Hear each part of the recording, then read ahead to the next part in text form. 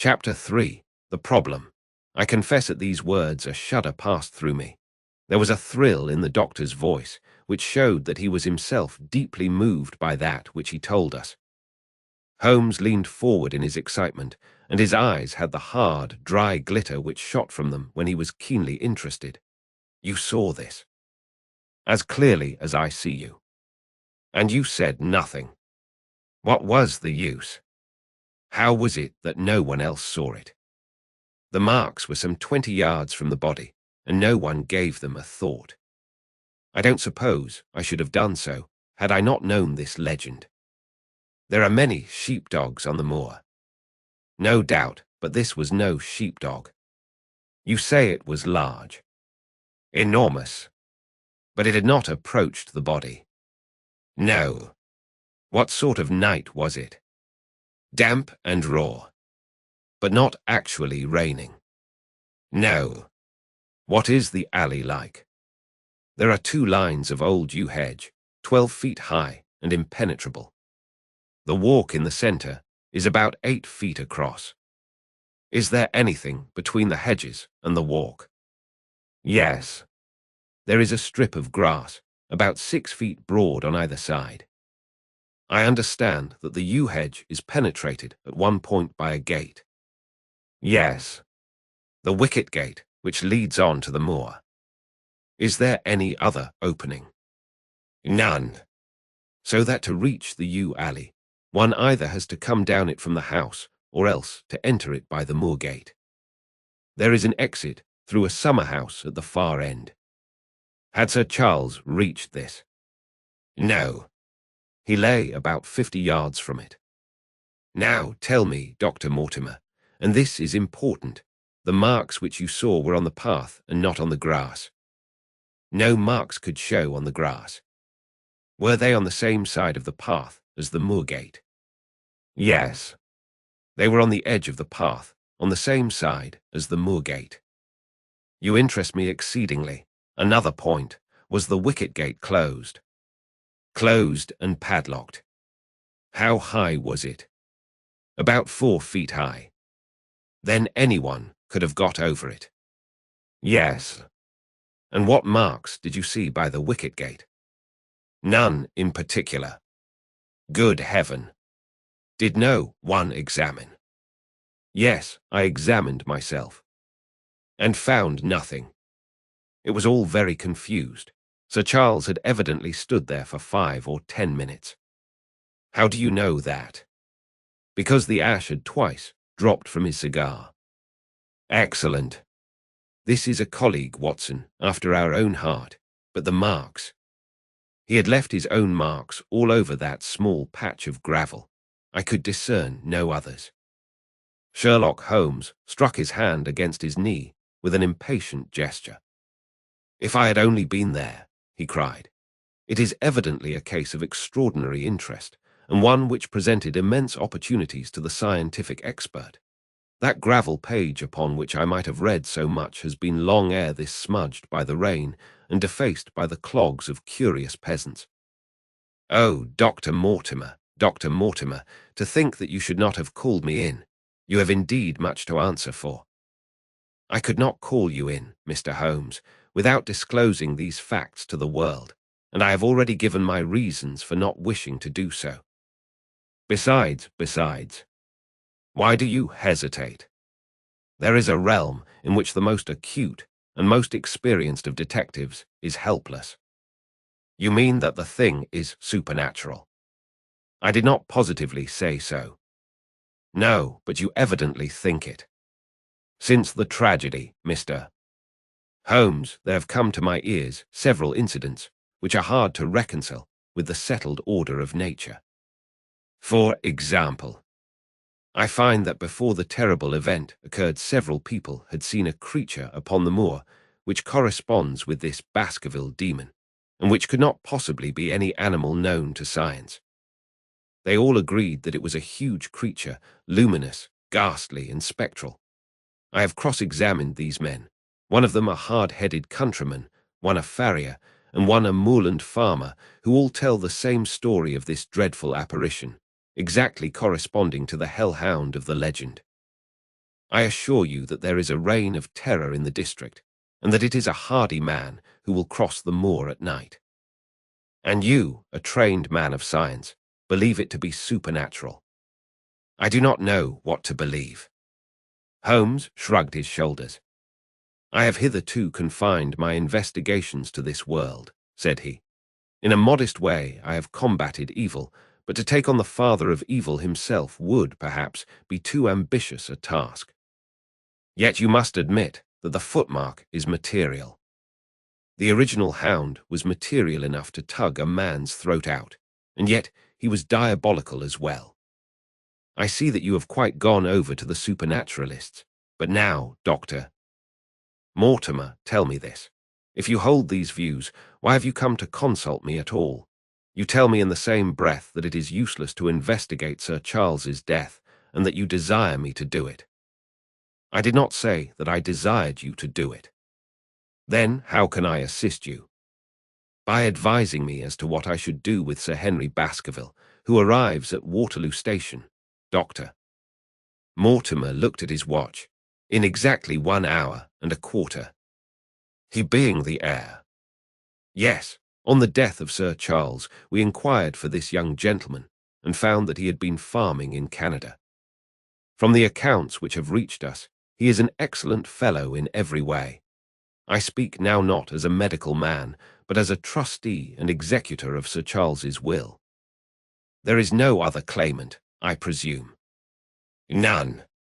The only other kinsman whom we have been able to trace was Roger Baskerville, the youngest of 3 brothers, of whom poor Sir Charles was the elder. The second brother, who died young, is the father of this lad Henry. The third, Roger, was the black sheep of the family. He came of the old masterful Baskerville strain, and was the very image, they tell me, of the family picture of old Hugo. He made England too hot to hold him, fled to Central America, and died there in 1876 of yellow fever. Henry is the last of the Baskervilles. In 1 hour and 5 minutes, I meet him at Waterloo Station.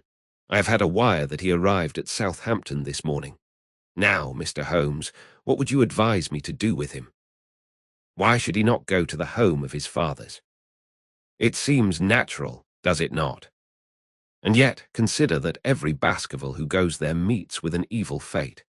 I feel sure that if Sir Charles could have spoken with me before his death, he would have warned me against bringing this, the last of the old race, and the heir to great wealth, to that deadly place.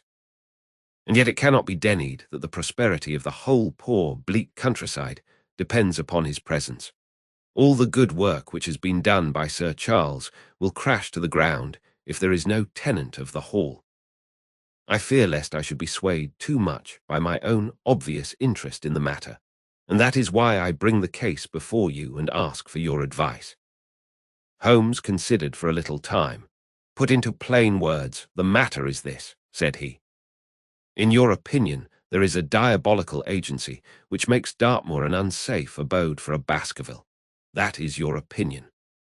At least I might go the length of saying that there is some evidence that this may be so." "Exactly. But surely, if your supernatural theory be correct, it could work the young man evil in London as easily as in Devonshire. A devil with merely local powers like a parish vestry would be too inconceivable a thing." "You put the matter more flippantly, Mr. Holmes, than you would probably do if you were brought into personal contact with these things. Your advice, then, as I understand it, is that the young man will be as safe in Devonshire as in London. He comes in 50 minutes. What would you recommend?" "I recommend, sir, that you take a cab, call off your spaniel who is scratching at my front door, and proceed to Waterloo to meet Sir Henry Baskerville." "And then?" "And then you will say nothing to him at all, until I have made up my mind about the matter." "How long will it take you to make up your mind?" 24 hours. At 10 o'clock tomorrow, Dr. Mortimer, I will be much obliged to you if you will call upon me here, and it will be of help to me in my plans for the future if you will bring Sir Henry Baskerville with you." "I will do so, Mr. Holmes," He scribbled the appointment on his shirt cuff and hurried off in his strange, peering, absent-minded fashion. Holmes stopped him at the head of the stair. "Only one more question, Dr. Mortimer. You say that before Sir Charles Baskerville's death, several people saw this apparition upon the moor." "3 people did." "Did any see it after?" "I have not heard of any." "Thank you. Good morning." Holmes returned to his seat with that quiet look of inward satisfaction which meant that he had a congenial task before him. "Going out, Watson." "Unless I can help you." "No, my dear fellow. It is at the hour of action that I turn to you for aid." "But this is splendid, really unique from some points of view. When you pass Bradley's, would you ask him to send up a pound of the strongest shag tobacco? Thank you. It would be as well if you could make it convenient not to return before evening. Then I should be very glad to compare impressions as to this most interesting problem which has been submitted to us this morning." I knew that seclusion and solitude were very necessary for my friend in those hours of intense mental concentration, during which he weighed every particle of evidence, constructed alternative theories, balanced one against the other, and made up his mind as to which points were essential and which immaterial. I therefore spent the day at my club and did not return to Baker Street until evening. It was nearly 9 o'clock when I found myself in the sitting-room once more. My first impression as I opened the door was that a fire had broken out, for the room was so filled with smoke that the light of the lamp upon the table was blurred by it. As I entered, however, my fears were set at rest, for it was the acrid fumes of strong, coarse tobacco which took me by the throat and set me coughing. Through the haze, I had a vague vision of Holmes in his dressing-gown, coiled up in an armchair with his black clay pipe between his lips. Several rolls of paper lay around him. "Caught cold, Watson," said he. "No, it's this poisonous atmosphere. I suppose it is pretty thick, now that you mention it." "Thick, it is intolerable." "Open the window, then." "You have been at your club all day, I perceive." "My dear Holmes." "Am I right?" "Certainly, but how?" He laughed at my bewildered expression. "There is a delightful freshness about you, Watson, which makes it a pleasure to exercise any small powers which I possess at your expense. A gentleman goes forth on a showery and miry day. He returns immaculate in the evening with the gloss still on his hat and his boots. He has been a fixture, therefore, all day. He is not a man with intimate friends. Where, then, could he have been? Is it not obvious?" "Well, it is rather obvious. The world is full of obvious things which nobody by any chance ever observes. Where do you think that I have been?" "A fixture also." "On the contrary, I have been to Devonshire." "In spirit." "Exactly. My body has remained in this armchair and has, I regret to observe, consumed in my absence 2 large pots of coffee and an incredible amount of tobacco. After you left, I sent down to Stamford's for the ordnance map of this portion of the moor, and my spirit has hovered over it all day. I flatter myself that I could find my way about. A large-scale map, I presume." "Very large." He unrolled one section and held it over his knee. "Here you have the particular district which concerns us. That is Baskerville Hall in the middle, with a wood round it." "Exactly. I fancy the yew alley, though not marked under that name, must stretch along this line, with the moor, as you perceive, upon the right of it. This small clump of buildings here is the hamlet of Grimpen, where our friend Dr. Mortimer has his headquarters. Within a radius of 5 miles there are, as you see, only a very few scattered dwellings. Here is Laughter Hall, which was mentioned in the narrative. There is a house indicated here which may be the residence of the naturalist. Stapleton, if I remember right, was his name. Here are 2 moorland farmhouses, High Tor and Foulmire. Then 14 miles away the great convict prison of Princetown. Between and around these scattered points extends the desolate, lifeless moor. This, then, is the stage upon which tragedy has been played, and upon which we may help to play it again. It must be a wild place. Yes, the setting is a worthy one.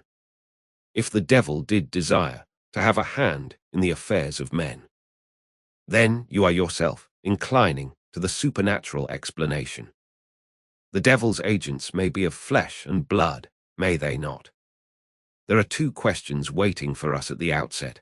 The one is whether any crime has been committed at all. The second is, what is the crime and how was it committed? Of course, if Dr. Mortimer's surmise should be correct, and we are dealing with forces outside the ordinary laws of nature, there is an end of our investigation. But we are bound to exhaust all other hypotheses before falling back upon this one. I think we'll shut that window again, if you don't mind. It is a singular thing, but I find that a concentrated atmosphere helps a concentration of thought. I have not pushed it to the length of getting into a box to think, but that is the logical outcome of my convictions.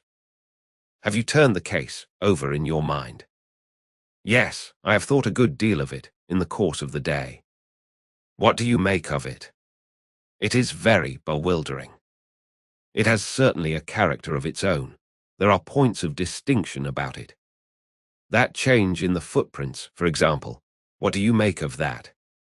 Mortimer said that the man had walked on tiptoe down that portion of the alley.